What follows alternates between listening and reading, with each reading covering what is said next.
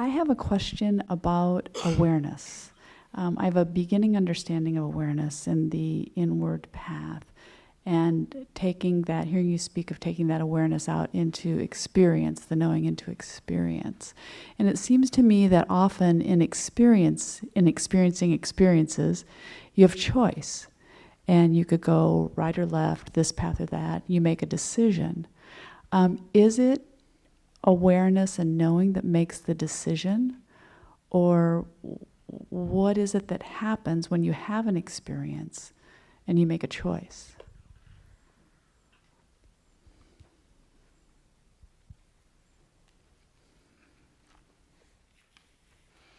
If you're asked a question, would you prefer tea or coffee?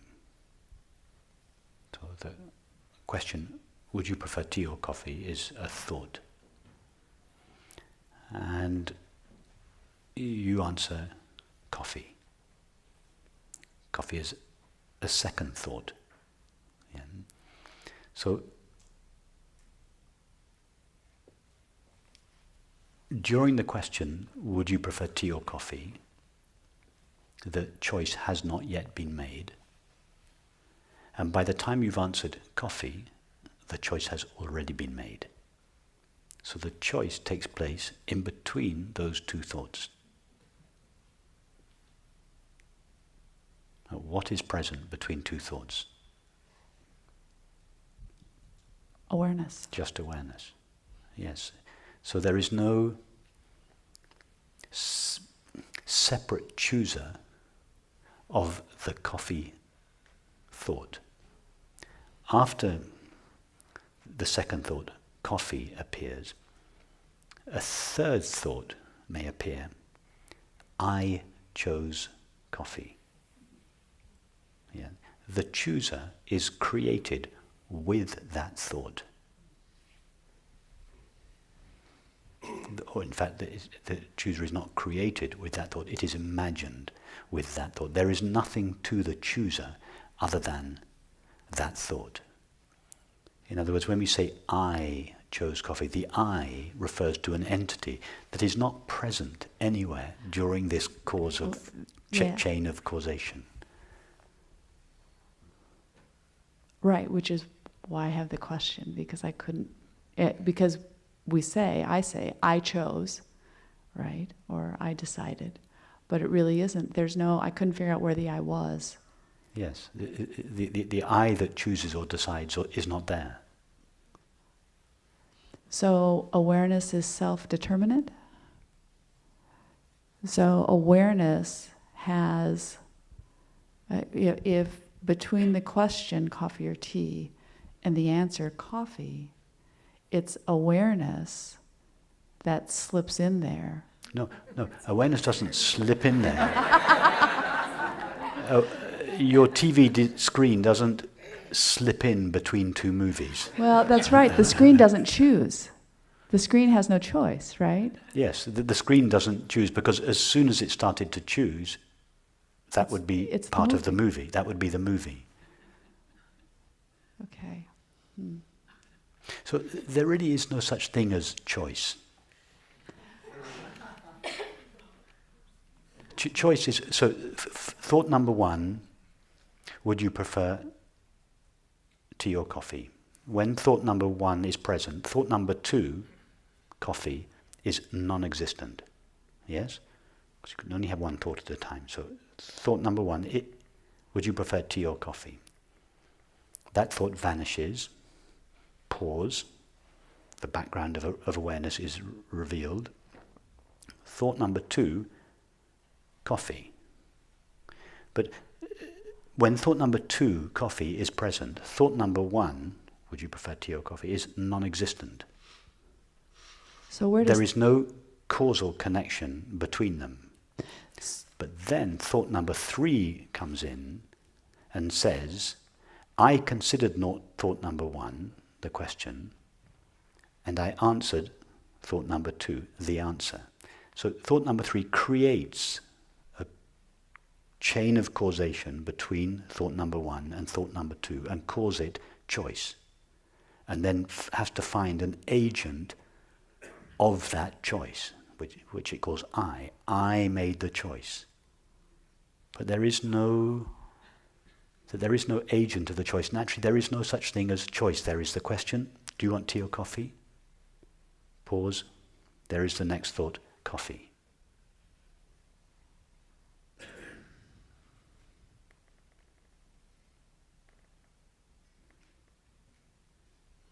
So the agent that links them all together is created by the third thought. No, what links them all together is the fact that they all appear on the same screen.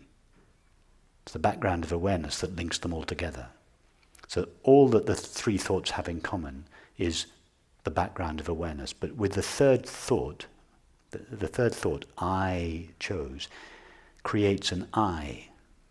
The third thought creates the I, which is supposedly present throughout each of the three thoughts. That I is not present. The true I is the background of awareness. So how long does the chain go on? Because it seems as though some decisions, How long does a chain go on? Yes. Is thought number 4, which imagines that the chain exists in time. Because thought cannot know awareness, the screen, which is eternal, not everlasting, the screen is not in time. But thought number 4 doesn't know that. Thought number 4 can't see the screen, although it is made of it. And so it imagines that what is really the screen, what is really eternity, it imagines that it is time. And then thought number 4 says, okay, there must be a causal link between all these thoughts, and they take place in time. So the whole idea of time, causality, choice is the mind's childish way of trying to make sense of something that it cannot know about. There's no choice or cause in eternity.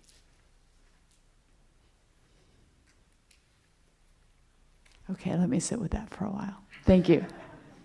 I know what you want to do. You want to sit with it for a while and think about it, but thinking about it, I do want to. it's just going to make it worse. You have to hear it and get it, or not. There has to be. You have to hear and oh yes, that's it. And it's also okay to think about it, because in the process of thinking about it, that there can be this. Oh yes, of course, but you have to just get it. Okay. It's not very helpful in saying. I don't get it yet, but I'm hopeful. Primarily because it seems to me, in my experience of my life, that things are linked. So to think of thoughts as separate events from each other, I get that. But to think that, or to perceive that there's no connection is difficult for me to grasp.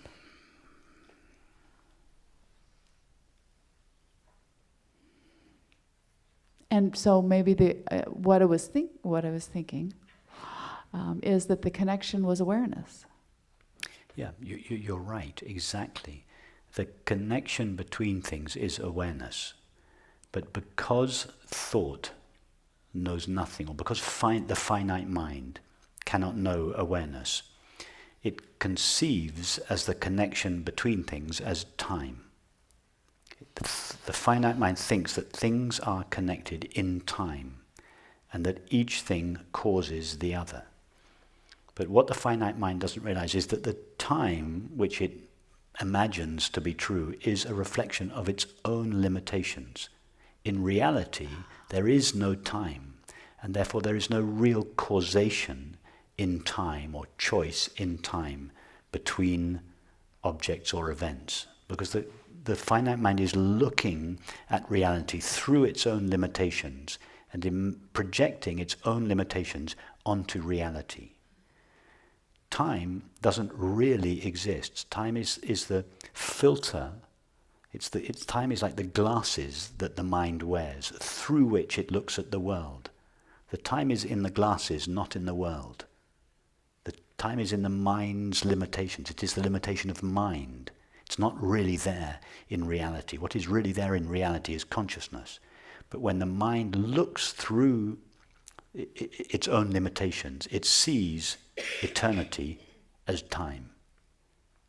And having superimposed time onto eternity, it then imagines causality, duration, etc., choice, etc. So causality, choice, duration, they belong to the dream. But the dream all takes place in an instant in Mary's mind. Okay, that makes sense. So it's time. It's the time. Got it. I think.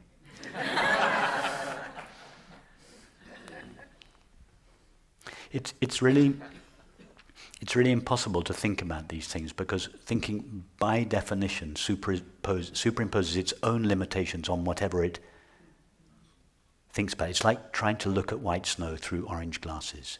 You just can't do it. The snow will always appear in accordance with the color of the glasses you are wearing. Everything the mind knows or perceives is filtered through its own limitations of thought and perception. So through the filter of thought has a single dimension. Through the filter of thought, time is superimposed onto reality. And through the filter of perception, space or three dimensions are superimposed onto reality. So it is the limits of the filters of thought and perception that bring time and space out of the eternal, infinite nature of consciousness into apparent existence. So the time and space that we seem to see or experience are reflections of the limitations of our mind, not what's really there. To take, this is an example I sometimes use. Imagine a pond, and imagine at the edge of the pond there's a weeping willow, and the willow's branches are dipping into the pond, and it's a windy day, so the branches are dipping in and out. And on the surface of the pond there is a creature that can only experience in two dimensions. Because of the limitations of its mind, it can only experience two dimensions, forwards, backwards, and sideways. But it cannot perceive anything above it or below it. It has no knowledge of depth. All it can see is what's on the surface of the pond. Now, this creature floats up to the edge of the pond where there are these branches dipping into the pond. What does the creature see? The movement of the branches. No, because in order to see the branches, it would have to be able to see above the surface of the water and below the surface of the water. So the creature knows nothing of branches. But the branches do intersect with its world on the surface of the water. So what does the creature see?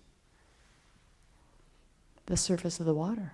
But where the branches intersect the surface of the water, how does the two-dimensional creature view the branches going into the water? Wouldn't they see them moving in and out of that dimension? How would that appear to the two-dimensional creature?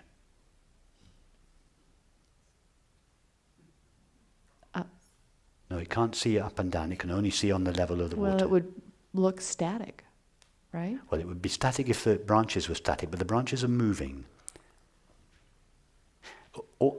All the creature will see are lines. It will just see lines.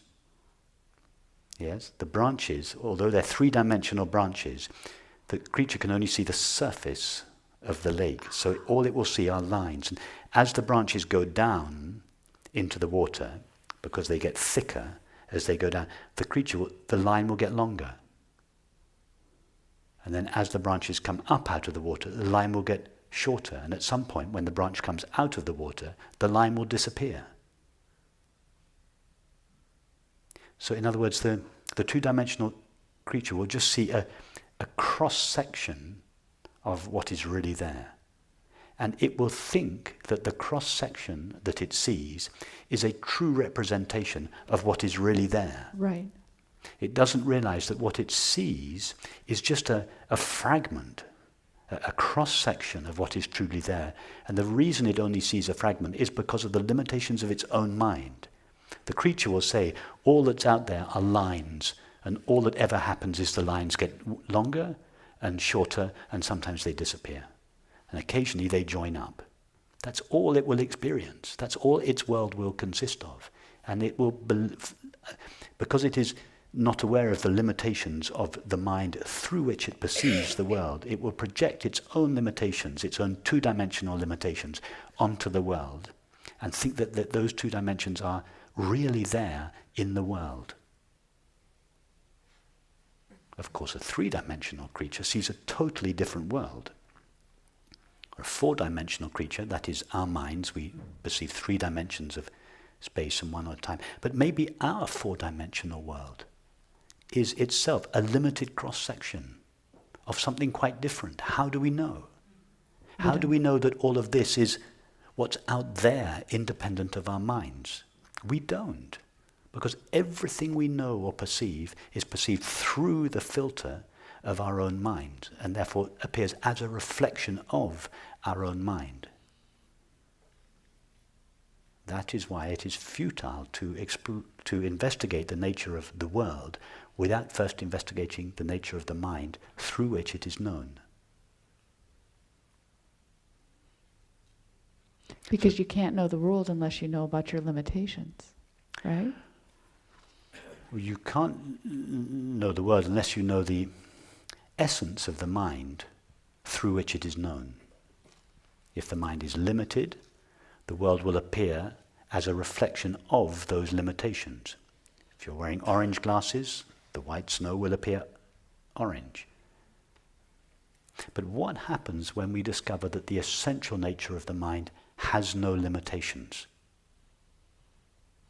What kind of world would be perceived by such a mind? That world could have no limitations. Mm-hmm. It would be unlimited. In other words, the mind that knows would be unlimited, and the world that is known would be unlimited. How many unlimited realities can there be? Unlimited. No. Think about the question again. How many unlimited realities can there be? One. Exactly. That is why Blake said, when the doors of perception are cleansed, everything will appear to man as it truly is, infinite. When the mind through which we know the world is cleansed of its limitations, the world that is known by that mind will similarly be cleansed of its limitations and will appear infinite.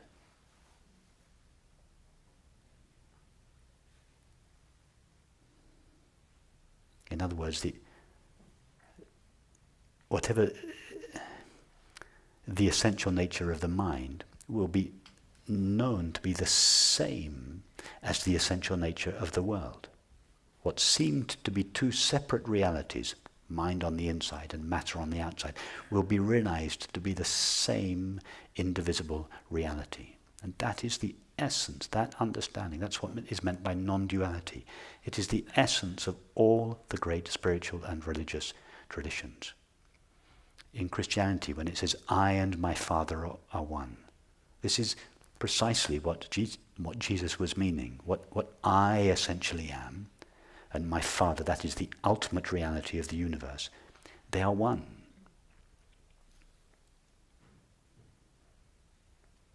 It's a religious way of saying what we're saying here in more contemporary terms. Mm-hmm. When the Sufis say there is only God's face, they mean there is only a single reality from which all selves and objects derive their apparently individual self or being.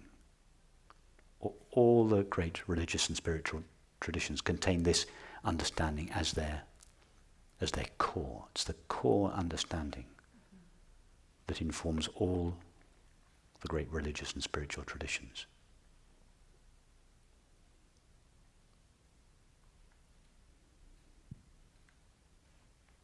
Thank you.